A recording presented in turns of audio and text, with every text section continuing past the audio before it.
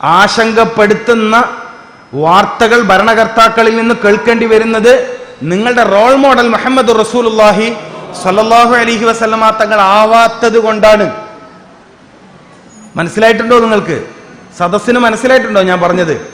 ആശങ്കപ്പെടുത്തുന്ന, മനസ്സിനെ വേവലാതിപ്പെടുത്തുന്ന, പൗരത്വം പോലത്തെ കാര്യങ്ങൾ ചോദ്യം ചെയ്യപ്പെടുന്ന വാർത്തകൾ നിങ്ങൾ വായിക്കേണ്ടി വരുന്നത് മുഹമ്മദീയത്തിൽ നിന്ന് നിങ്ങൾ വഴിമാറി നടന്നതുകൊണ്ടാണ്. ഒരു സമൂഹത്തിന്റെ സ്വീകാര്യത മുഹമ്മദീയത്തിലാണ് സല്ലല്ലാഹു അലൈഹി വസല്ലം.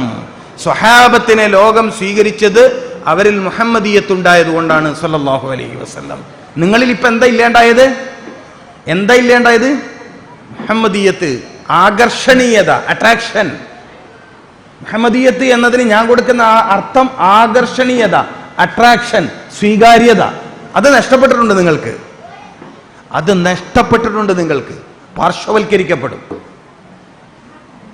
എഴുതി തള്ളപ്പെടും. രേഖയിൽ ഉണ്ടാവില്ല എന്നാ ഞാൻ പറഞ്ഞതിന്റെ അർത്ഥം. രേഖയിൽ ഉണ്ടാവില്ല. മുസ്ലിം രാജ്യത്ത് തന്നെ മുസ്ലിമീങ്ങൾക്ക് ജീവിതം പ്രയാസമാണ്. നിങ്ങൾക്കറിയില്ല അത്?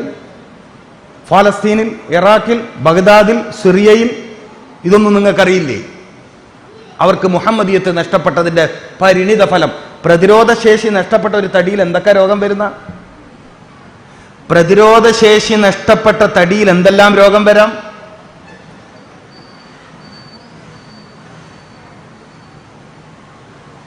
അള്ളാഹു ഇസ്സത്തിലാക്കി തരട്ടെ. ഇസ്സത്തിന്റെ മാനദണ്ഡം മുഹമ്മദീയത്താണ് സല്ലല്ലാഹു അലൈഹി വസല്ലം. അപ്പൊ ഞാൻ പറയാൻ ഉദ്ദേശിക്കുന്ന വിഷയം, മാരക രോഗങ്ങൾ ഒരുപാട് വർദ്ധിക്കുകയാണ്. പ്രമേഹമുണ്ട്, ക്യാൻസർ ഉണ്ട്, കിഡ്നി രോഗമുണ്ട്, കരൾ രോഗമുണ്ട്. കരൾ രോഗം തന്നെ വളരെ വിഭിന്നമാണ്. അങ്ങനെ ചികിത്സ കൊണ്ട് ഭേദമാക്കാൻ കഴിയുമെന്ന് പ്രതീക്ഷിക്കാൻ പോലും വകയില്ലാത്ത മാരക രോഗങ്ങൾക്ക് നടുവിൽ നിൽക്കുമ്പോഴാണ് ഞാൻ നിങ്ങളുടെ മുമ്പിൽ ഒരു ഹദീസ് പാരായണം ചെയ്യുന്നത്. മാ അൻസലല്ലാഹു ദാഅൻ, അല്ലാഹു ഒരു രോഗത്തെയും ഇറക്കിയിട്ടില്ല. രോഗം ഇറങ്ങലാണ്, രോഗം പരക്കലല്ല. മനസ്സിലായിട്ടില്ല? ലാ അദുവ, രോഗം പരക്കലില്ല. പിന്നെന്താ ഉള്ളത്? രോഗം ഇറങ്ങലാണ്. അൻസലല്ലാഹു ദാഅൻ, രോഗം സ്പ്രെഡ് ആവലില്ല. അത് ഒരു സയന്റിഫിക്കായ വാക്കല്ല. സയൻസിൽ അപാകതയുള്ളവരുടെ വാക്കാണ് രോഗപ്പകർച്ച. പരിശുദ്ധ ഹദീസ് ശരിയായ വിശകലനത്തിന് വിധേയമാക്കിയാൽ രോഗമൊന്നും പകരില്ല, തെളിയിക്കാൻ കഴിയില്ല. പകരം രോഗമിറങ്ങും. അത് ചില രാത്രികളിൽ, ചില പകലുകളിൽ, കൊല്ലത്തിലെ ചില രാത്രികളിൽ ആകാശത്തിൽ നിന്നും വളരെ പ്രധാനപ്പെട്ട ചില രോഗങ്ങൾ ഇറങ്ങും. അതുകൊണ്ട് നിങ്ങൾ പാത്രം മൂടി വെക്കണം, പാത്രം കമിഴ്ത്തി വെക്കണം. ഇത് നിങ്ങൾ പഠിച്ചിട്ടുണ്ട്. നിങ്ങൾ രാത്രികളിൽ നിങ്ങളുടെ വീടുകളിലെ ഭക്ഷണം കഴിച്ച് കഴുകി വൃത്തിയാക്കിയ പാത്രങ്ങൾ കമിഴ്ത്തി വെക്കണം. സയ്യിദുനാ മുഹമ്മദ് റസൂലുള്ളാഹ്. എത്ര വലിയ വാക്കുകളാണ്! ഒരു സമൂഹത്തെ അപ്പാടെ ആരോഗ്യപരമായി സംരക്ഷിക്കുന്ന എത്ര വലിയ വാക്കുകളാണിത്. പാത്രം കമിഴ്ത്തി വെക്കണം, അഥവാ തുറന്നു വെക്കേണ്ടി വന്നാൽ വല്ല അടപ്പും വെക്കണം. അടപ്പിനൊന്നും കിട്ടിയില്ലെങ്കിൽ ഒരു കമ്പെങ്കിലും വെക്കണം. സുബ്ഹാനല്ലാഹ്. പ്രതീകാത്മകമായ തടസ്സം. ഏറ്റവും വലിയ രോഗപ്രതിരോധ സംവിധാനങ്ങളെക്കുറിച്ച് ഇസ്ലാമോളം ചർച്ച ചെയ്ത മറ്റൊരു രീതി നമുക്ക് കാണാൻ കഴിയില്ല. നമ്മളിതിനെ വേണ്ടാന്ന് വെച്ചു. അപ്പൊ ഞാൻ പറഞ്ഞ വിഷയത്തിലേക്ക് വരാം. മാ അൻസലല്ലാഹു ദാഅൻ, നിങ്ങൾക്കെല്ലാവർക്കും ധൈര്യം വരുത്താനാണ് ഞാൻ ഈ പറയണത്. നിങ്ങളിൽ ചില ആളുകൾക്കൊരാശങ്കയുണ്ട്, എന്നെ പിടികൂടിയ രോഗം ഭേദമാവില്ലെന്ന്. ചില ഡോക്ടേഴ്സ് അങ്ങനെ പറഞ്ഞ് നിങ്ങളെ വിശ്വസിപ്പിച്ചിട്ടുണ്ട്. ഈ ആശങ്ക മാറ്റുക എന്നതാണ് എൻ്റെ ജീവിത ദൗത്യം, അല്ലെങ്കിൽ ഞാൻ പ്രചരിപ്പിക്കാൻ പരിശ്രമിച്ചു കൊണ്ടിരിക്കുന്ന നബിശാസ്ത്രത്തിന്റെ, അതായത് നബി സല്ലല്ലാഹു അലൈഹി വസല്ലമ തങ്ങളുടെ ശാസ്ത്രത്തിന്റെ ദൗത്യം അതാണ്.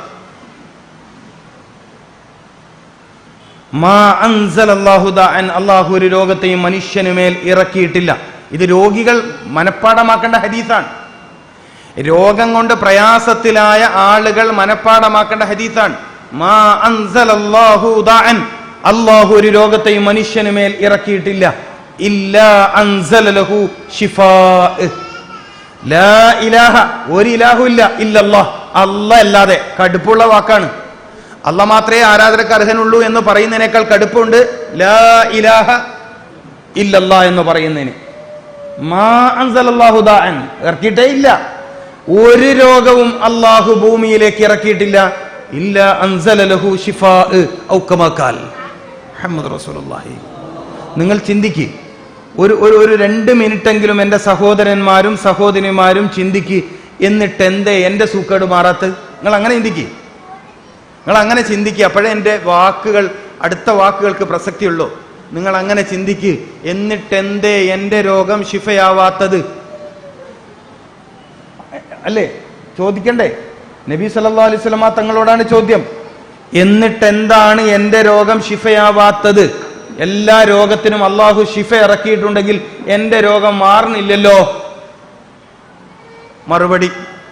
അതിന്റെ മറുപടി, രോഗമുണ്ടാകുന്ന വഴിയിൽ നിന്ന് ഇപ്പോഴും മാറി നിന്നിട്ടില്ല.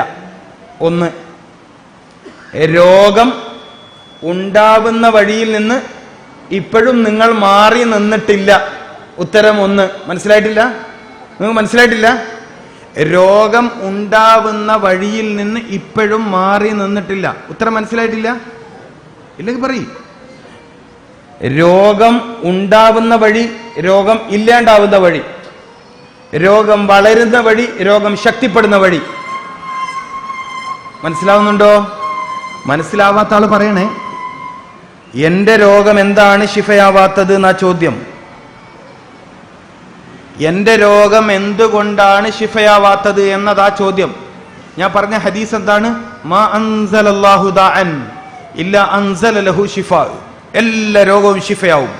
എത്രയോ ആളുകളുടെ എത്രയോ രോഗങ്ങൾ ശിഫയായിട്ടുണ്ട്. അപ്പൊ എനിക്ക് രോഗം ഉണ്ടായിട്ട് എത്ര കൊല്ലായി? 10 കൊല്ലമായി. അല്ല എത്രയും 15 കൊല്ലമായി. അന്ത ഡോക്ടറെ കാണിക്കുന്നില്ലേ? കാണിക്കണ്ട്. എന്നാ പിന്നെ മരുന്ന് കുടിക്കണ്ടാവില്ല അല്ലെ? കൃത്യമായി കുടിക്കണ്ട്. അപ്പൊ പിന്നെന്താ സൂക്കേട് മാറാത്തത്? സൂക്കേടുണ്ടാവുന്ന, രോഗമുണ്ടാകുന്ന വഴിയിൽ നിന്ന് വിട്ടു നിന്നിട്ടില്ല. അന്ത രോഗം ഇല്ലാണ്ടാക്കുന്ന വഴിയുണ്ടോ? രോഗം വരുന്ന വഴിയുണ്ടോ? അങ്ങനെ ഒരു വഴിയുണ്ട്. പള്ളിയിലേക്ക് വരുന്ന വഴിയുണ്ടോ? വഴിയുണ്ട്. ആ ഇതിലേക്ക് കയറിയാൽ പള്ളിയിലേക്ക് എത്തും. മനസ്സിലായില്ലേ? പിന്നെ മംഗലാപുരത്തേക്കുള്ള ബസ്സിന് കയറിയിട്ട് കണ്ണൂരിന്നേ, ഞാൻ മംഗലാപുരത്തേക്കുള്ള ബസ്സിന് കണ്ണൂരിൽ കയറിയിട്ട് കോഴിക്കോടേക്ക് ടിക്കറ്റ് എടുക്കാൻ പറ്റുവാ? എനിക്ക് പറ്റൂല. നിങ്ങൾക്ക് പറ്റുമെന്ന് അറിയില്ല. ഉണ്ട്, അങ്ങനെ ഉണ്ടാ? സൂക്കേട് മാറാനുള്ള ബസ് കയറിയിട്ട് സൂക്കേട് ഉണ്ടാക്കുന്ന ടിക്കറ്റ് എടുക്കുന്ന പരിപാടിയാണ് ഇപ്പൊ നിങ്ങൾ ചെയ്യുന്നത്. അത് പറയാനാ ഞാനിത് പറഞ്ഞത്. മനസ്സിലായില്ലേ? ആ കരയുന്ന കുഞ്ഞുങ്ങളുള്ള ഉമ്മമാർക്ക് അല്ലെ പുറത്തേക്ക് കുട്ടീനെ എടുത്ത് നടന്നൂടെ? അല്ലേ? അതിന് പ്രശ്നമുണ്ടാ? അതിന് പ്രശ്നമില്ല. കരയുന്ന കുട്ടികളുള്ള ഉമ്മമാർക്ക് കുഞ്ഞുങ്ങളെ എടുത്ത് പുറത്ത് പോകാവുന്നതാണ്. സദസ്സിനോടുള്ള ബഹുമാനക്കേടാവില്ല അത് എന്ന് പ്രത്യേകം ഉണർത്തുന്നു. പിന്നെ ആ കുഞ്ഞിന്റെ ഉമ്മാനെ കാണാത്ത കാര്യമൊന്നും പറയാൻ പറ്റൂല. അങ്ങനെയാണ് പിന്നെ ഞാൻ പറഞ്ഞ വെറുതെ ആവും അല്ലേ? ഒന്ന് പറഞ്ഞാലേ, ആ കുട്ടീനെ എടുത്തിട്ട് പുറത്ത് പോയാലേ, ഞാൻ സാധാരണ പറയല്ലേ, കുട്ടികളെ എടുത്തിട്ട് വോട്ട് ചെയ്യാനേ പോകാൻ പാടുള്ളൂ. ഇലക്ഷന് വോട്ട് ചെയ്യുമ്പോൾ കുട്ടികളെ എടുത്ത് പോയാൽ വേഗം ക്യൂ നിൽക്കാണ്ട് എന്താക്കുക, വോട്ട് ചെയ്തിട്ട് വരാം. ഈ ക്ലാസ്സിന് വരുമ്പോൾ കുട്ടികളെ എടുത്ത് വന്നാൽ കുട്ടികൾക്ക് ക്ലാസ്സും രോഗവും സൂക്കേടും മരുന്നും ഡോക്ടറൊന്നും അവർക്കറിയില്ല. ഓർക്ക് കരയാൻ തോന്നിയാൽ കരയും, ചിരിക്കാൻ തോന്നിയാൽ ചിരിക്കും. അപ്പൊ അതൊന്ന് ശ്രദ്ധിക്കുന്നത് നല്ലതാണ്. ഇൻഷാ അല്ലാഹ്. ആ കുട്ടിന്റെ ഉമ്മ ഇല്ലാന്ന് തോന്നുന്നല്ലേ അവിടെ? എല്ലാം എടുത്തിട്ട് അവർ പോകുന്നതാണ് നല്ലത്. കാരണം വെച്ചാൽ കുഞ്ഞുങ്ങൾ അങ്ങനെ കരച്ചിൽ നിർത്താൻ പറ്റൂല. കുട്ടികളിൽ വാശിയും തർക്ക സ്വഭാവവും വരുന്നത് ദീർഘമായി കരയാൻ വിടുന്നോണ്ടാണ്. മനസ്സിലാകുന്നുണ്ടോ? കുട്ടികൾക്ക് പലപ്പോഴും തർക്ക സ്വഭാവം, സമരമനസ്, ഫൈറ്റിംഗ് മെന്റാലിറ്റി, ക്ലേഷിംഗ് മെന്റാലിറ്റി, തർക്ക സ്വഭാവം, ഇത് വളരുന്നതിന്റെ പ്രധാന കാരണം അവരെ ദീർഘമായി കരയാൻ വിടുന്നോണ്ടാണ്. കരച്ചിൽ ചെറിയ പ്രശ്നമൊന്നുമല്ല. കുറച്ച് കരയണം. ദീർഘമായി കരയാൻ വിട്ടാൽ അവരിൽ ഒരുതരം വാശി ജനിക്കും. പിന്നെ കോളേജിലും സ്കൂളിലൊന്നും പോകാൻ തന്നെ അവൻ വലിയ വാശിക്കാരനാവും. ചില ഉമ്മമാർ പറയുന്നില്ലേ, ഭയങ്കര വാശിയാണ് എൻ്റെ കുട്ടിക്ക്. എത്ര കുട്ടിൻ്റെ വയസ്സ്? 3 വയസ്സ്. എത്ര വയസ്സ്? 4 വയസ്സ്. വളരെ സൂക്ഷിക്കേണ്ട കാര്യമാണ്. കുഞ്ഞുങ്ങൾ ദീർഘമായി കരയാൻ അനുവദിക്കരുത്. കുറച്ച് കരയണം, അത് നല്ലതാണ്. അതേസമയം ദീർഘമായി കരയുന്ന കുട്ടികൾ തീർച്ചയായും ആ കുടുംബത്തിനും ആ ഉമ്മാക്കും ആ ഉപ്പാക്കും വലിയ ഭാരമായി തീരും. ആ കുട്ടി കരഞ്ഞോണ്ട് വലിയൊരു ഇൽമ കിട്ടിയല്ലേ അല്ലേ? അള്ളാഹു കുട്ടിക്ക് ദീർഘായുസ്സും ആഫിയത്തും കൊടുക്കട്ടെ, നല്ല ഇൽമും കൊടുക്കട്ടെ. കാരണം ചില കാര്യങ്ങളാണ് ചില ഇൽമ കിട്ടാൻ കാരണമാവുക. ഇനി വേറെ പെണ്ണുങ്ങന്മാർ കുഞ്ഞുങ്ങളെ കരയിക്കണ്ട, ദുആ കിട്ടുമെന്ന് വിചാരിച്ചിട്ട്. ഏത് മനസ്സിലായില്ലേ? ഇടയ്ക്ക് അങ്ങനെ ഒരു ദുആ കിട്ടുന്ന എന്നാ പിന്നെ എൻ്റെ കുട്ടിയും കരയട്ടെ, അങ്ങനെ ദയവേത് വിചാരിച്ചേക്കരുത്. ആ കരയുന്ന കുഞ്ഞിക്ക് മുട്ടായി കൊടുത്തിട്ട് തൽക്കാലം നിർത്തുക. ഓക്കെ.